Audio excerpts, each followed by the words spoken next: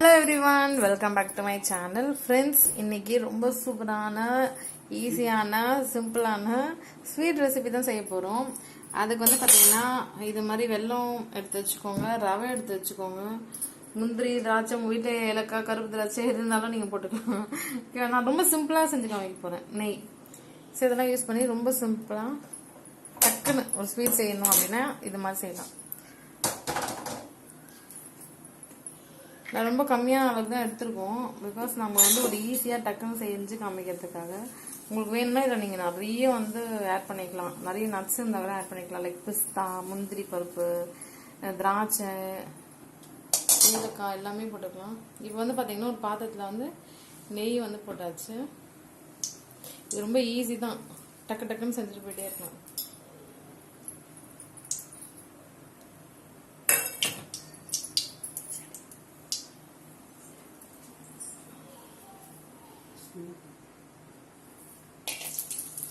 அதில் பார்த்தீங்கன்னா அந்த நெய்யில் நம்ம முந்திரி பருப்பு போட்டுருவோம். அந்த நெய்யிலே வறுக்கலாம்னு சொல்லிட்டு உங்ககிட்ட முந்திரி பருப்பு, திராட்சை, ஏலக்காய், பிஸ்தா பருப்பு, கருப்பு திராட்சை, அப்புறம் இது எல்லாமே இருந்துச்சுன்னா கூட நிறைய நட்ஸ் உங்ககிட்ட என்னென்ன இருக்கும் இது எல்லாத்தையும் கூட நீங்கள் ஆட் பண்ணிக்கலாம். நாங்கள் முந்திரி பருப்பு மட்டும் போட்டு செய்கிறோம். நீங்கள் மற்ற எல்லா நட்ஸ் கூட நீங்கள் ஆட் பண்ணிக்கலாம்.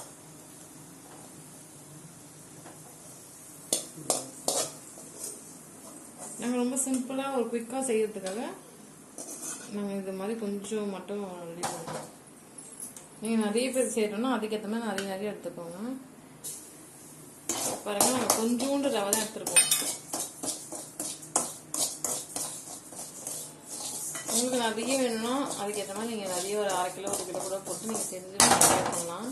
இந்த ஸ்வீட்டு செம்ம டேஸ்ட்டாக இருக்கும். கொஞ்சம் கூட வேஸ்ட் ஆகாமல் காலி ஆகிடும். குழந்தைங்களுக்குலாம் ரொம்ப பிடிக்கும். உங்கள் வீட்டு சின்ன பசங்களுக்கும் இது மாதிரி செஞ்சுக்கோங்க. வீட்டில் இருக்க எல்லா பெரியவங்களுக்கும் கொடுங்க. இது சூப்பராக ஸ்வீட்டாக செய்யுதுன்னு சொல்லுவாங்க. அந்த அளவுக்கு செம்ம டேஸ்ட்டாக இருக்கும். ஓகேங்களா? ஸோ என்ன பண்ணோம்னா இது மாதிரி ரவையை போட்டு வறுத்துக்கிறோம். அது நல்லா கொஞ்சம் ரோஸ்ட் ஆகிடுச்சான்னு பார்த்துக்கோங்க. அதான் நல்லா வறுத்தாச்சு. ஓகேங்களா? எப்பவுமே எந்த டிஷ்ஷுமே இந்த மாதிரி ரவையெல்லாம் நல்லா கொஞ்சம் வறுத்து வச்சுட்டு அதை யூஸ் பண்ணீங்கன்னா கொஞ்சம் டேஸ்ட் ரொம்ப நல்லா இருக்கும். ஓகே,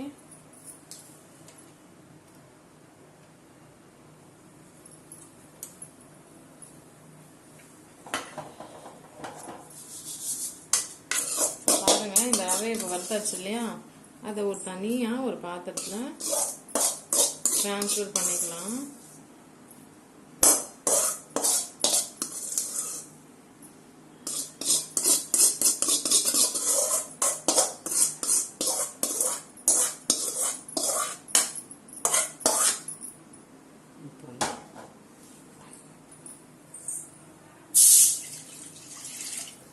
என்ன பண்ணலாம், ஒரு பாத்திரத்தில் தண்ணி ஊற்றிக்கிட்டு நம்ம என்ன பண்ணலான்னு பார்க்கலாம். ஸோ இது ரொம்ப கஷ்டமான ஒரு ஸ்வீட்லாம் கிடையாது. இப்போ ஸ்வீட் செய்யணும், கெஸ்ட் வந்திருக்காங்க, டக்குன்னு வீட்டில் ஒரு ஃபங்க்ஷன், ஸ்வீட் செஞ்சு ரெடி பண்ணுங்க அப்படின்னு சொன்னால் ஸ்வீட்டா ஐயோ அப்படின்னு சில பேர் ரொம்ப பயப்படுவாங்க. பிகாஸ் ஸ்வீட்டுனாலே அதுக்கு நிறைய வேலை இருக்கும், அது பெரிய விஷயம் அப்படின்னு யோசிப்பாங்க. பட் இந்த ஸ்வீட்லாம் பார்த்தீங்கன்னா ரொம்ப சிம்பிளாக டக்குன்னு செஞ்சிடலாம். ஸோ யாராச்சும் ஸ்வீட் செய்ய சொன்னால் இந்த ரெசிபி நீங்கள் ட்ரை பண்ணி பாருங்கள். ரொம்ப ஒரு குயிக்காகவே நீங்கள் செஞ்சுருவீங்க. ஓகே, பாருங்கள், தண்ணி நல்லா கொதிக்குது.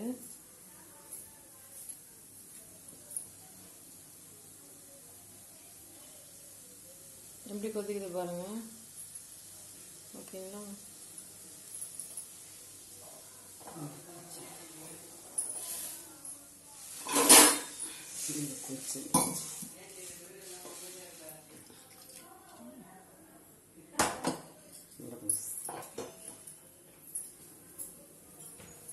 ஓகே, ஸோ அந்த தண்ணியை கொஞ்சம் இப்படி எடுத்து வச்சாட்டோம். இப்போ என்ன ரீசனுக்காக அதை கொஞ்சம் எடுத்து வச்சுருக்கோன்றத நீங்கள் பாருங்கள். இப்போ பாருங்கள் ஃப்ரெண்ட்ஸ், அது எப்படி அந்த தண்ணி கொதிச்சுட்டு இருக்குன்னு பாருங்கள். நல்லா கொதிக்கட்டும். ஸோ எனக்கு இந்த ரவையில் செய்கிற இந்த பர்டிகுலர் ஸ்வீட் ரொம்ப ரொம்ப பிடிக்கும். ஓகேங்களா?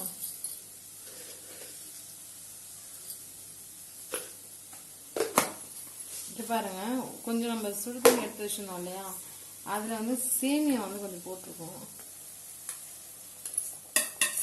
இப்போ இந்த கொதிச்ச தண்ணி இருக்கு இல்லையா, அதில் வந்து நம்ம ஆல்ரெடி வறுத்து வச்சிருந்த ரவை என்ன பண்ணிட்டோம்னா கொட்டியாச்சு.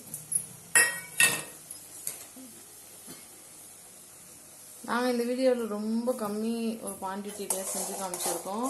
நெக்ஸ்ட்டு ஒரு ஃபங்க்ஷன் வருது எங்கள் வீட்டில், அப்போ நாங்கள் நிறைய செய்வோம். அப்போ நான் உங்களுக்கு இன்னும் டீட்டெயிலாக உங்களுக்கு நிறைய போட்டு உங்களுக்கு செம ஸ்வீட் ரெசிபி உங்களுக்கு வீட்டில் காமிக்கிறேன். இப்போ பாருங்கள், நம்ம எடுத்து வச்சிருந்தோம் இல்லையா வெல்லம், அந்த வெல்லத்தை போட்டாச்சு. போட்டுட்டு இது மாதிரி நல்லா கிண்டி விட்டுக்கோங்க.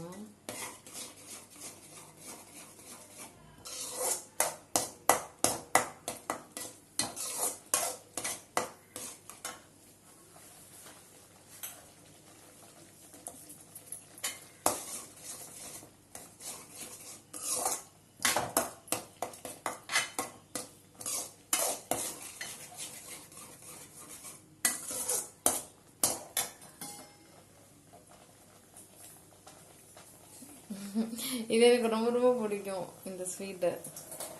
சரி, இது செஞ்ச உடனே நான் தான் காலி பண்ண போறேன்.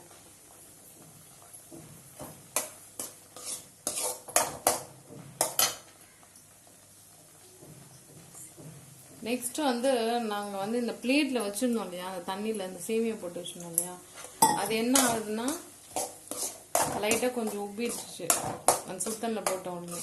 ஸோ அதை எடுத்து என்ன பண்ணுறோன்னா இந்த ஸ்வீட் வந்து ரெசிபி ரெடி பண்ணோம் இல்லையா, அதில் போட்டுட்டு கிளறி விட்டுரும்.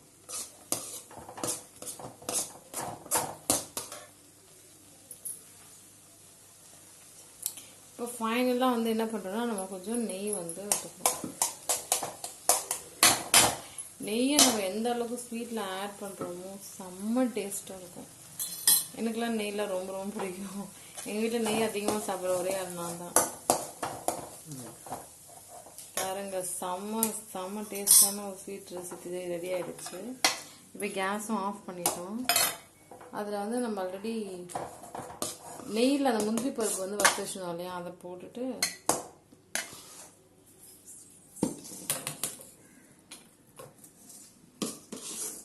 போட்டாச்சு. இப்போ ஒரு பிளேட்டில் நம்ம போட்டுடலாம்.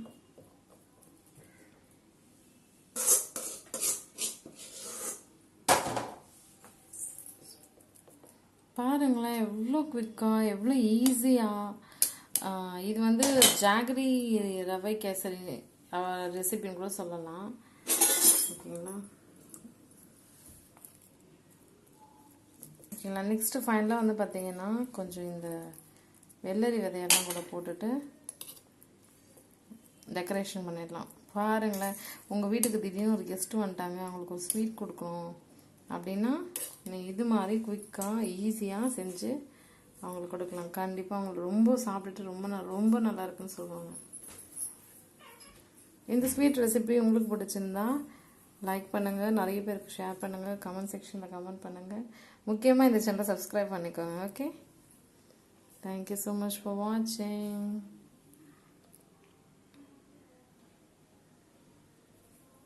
பாய். நெக்ஸ்ட் வீடியோவில் வந்து உங்களை மீட் பண்ணுறேன்.